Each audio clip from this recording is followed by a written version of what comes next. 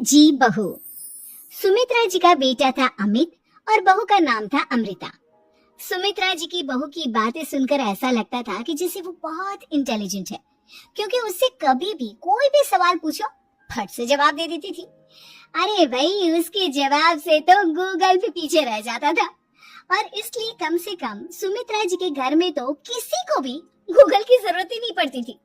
जब भी घर में कोई बात चलती, कोई कुछ भी कहता, तो अमृता फट से कह देती, ये तो मेरे साथ भी हुआ था, मुझे इसके बारे में सब मालूम है। एक दिन सुमित्रा जी अमित और अपनी बहू अमृता के साथ अमित के बुआ जी, फूफा जी यानी कि मुकेश और उर्मिला जी के यहाँ पर मिलने के लिए गए। अरे बहुत अच्छा किया अमित बेटा, इतने दिनों के बाद आए हो तुम। हाँ सुमित्रा भाभी, कभी तो आ जाया करिए अपने बच्चों को लेकर। आपकी बहू के आने से तो हमारे घर में भी रौनक आ गई है। वो क्या है ना, अमित ऑफिस के काम में बहुत बिजी रहता है, इसलिए उसे तो वक्त ही नहीं मिल पाता। अच्छा, लगता है नौकरी काफी मुश्किल है अमित की। अरे नहीं नहीं फूफा जी, ऐसी कोई बात नहीं है। आप तो जानते हैं ना प्राइवेट जॉब में कितना काम होता है। अरे कोई समझे ना समझे, मुझे तो पता है प्राइवेट नौकरी में इतना काम करना पड़ता है कि इंसान की आफत आ जाती है। लेकिन बेटा, तुमने तो कभी जॉब की ही नहीं, तुम्हें कैसे पता? अरे जॉब नहीं की तो क्या हुआ मम्मी जी, सब जानती हूँ मैं। सबसे पहले ऑफिस में जाओ, वहाँ पर अपनी एंट्री डालो, उसके बाद दिन भर सिस्टम पर बैठकर काम करो। चारों तरफ कैमरे लगे होते हैं, आप अपनी नजर इधर की उधर नहीं कर सकते। उसके बाद दिन भर बॉस की चिक चिक सुनो, वो अलग से। यही सब होता है, मुझे ना सब पता है।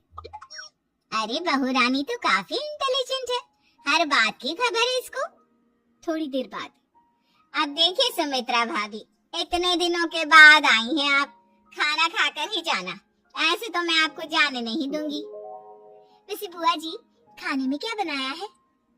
वो क्या है ना बेटा, आज तुम्हारी बुआ जी की तबीयत थोड़ी ठीक नहीं थी, इसलिए हमने सोचा कि जब तुम लोग यहाँ आ जाओगे तो बाहर से खाना मंगवा लेंगे और साथ में बैठकर खाएंगे। लेकिन बस प्रॉब्लम इतनी सी है कि मुझे बाहर से खाना ऑर्डर करना नहीं आता। सोचा जब अमित आएगा तो उसी को बोल दूंगी। अरे मुझे आता है ना, मैं कर देती हूँ ऑर्डर। बताइए क्या क्या मंगाना है आपको? इटालियन, कॉन्टिनेंटल, इंडियन, पंजाबी, सब पता है मुझे। क्या बात है बहू, क्या घर में भी खाना रोज बाहर से ऑर्डर करती हो? अरे नहीं नहीं नहीं बुआ जी, ऐसी कोई बात नहीं है, बस मुझे ना सब पता है। कोई बात नहीं अमृता, मैं अपने फोन से ऑर्डर कर देता हूँ। अरे क्या बात है, आजकल ऑनलाइन डिलीवरी पर कोई ऑफर नहीं चल रहा है, वरना काफी पैसे बच जाते हैं। कैसी बात करते हैं अमित, मैं कह रही हूँ ना मुझे सब पता है।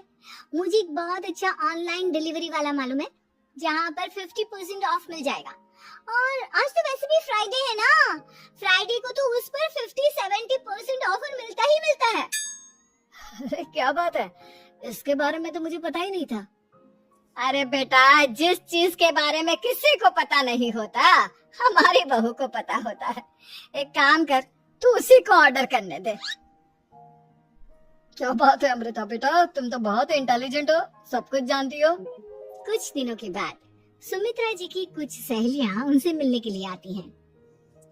अरे सुमित्रा बहन कैसी हो, बहू कैसी है तुम्हारी? अरे पूछिए मत, बहुत इंटेलिजेंट है मेरी बहू, सब कुछ जानती है। क्या बात है, बहू के आने के बाद तो औरतें दुखी हो जाती है, लेकिन तुम तो बहुत खुश लग रही हो। वो क्या है ना, मेरी बहू है ही इतनी अच्छी। अरे तो बुलाओ ना, हमारे साथ बैठेगी, बातें करेंगी तो हमें भी अच्छा लगेगा। सुमित्रा जी अमृता को बाहर बुलाती हैं और उसके बाद सब लोग बातें करने लगते हैं। क्या बताऊं, कुछ दिनों से घुटनों में इतना दर्द हो रहा है कि चला भी नहीं जाता।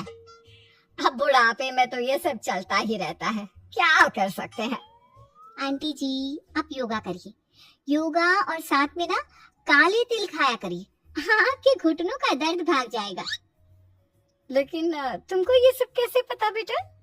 अरे मेरे भी घुटनों में दर्द होने लगा था, मैंने योगा किया और काले तिल के साथ गुड़ मिलाकर उनके लड्डू बनाकर खाए, एकदम ठीक हो गए हैं मेरे पैर। अमृता, ये तुम क्या कह रही हो, इतनी कम उम्र में तुम्हारे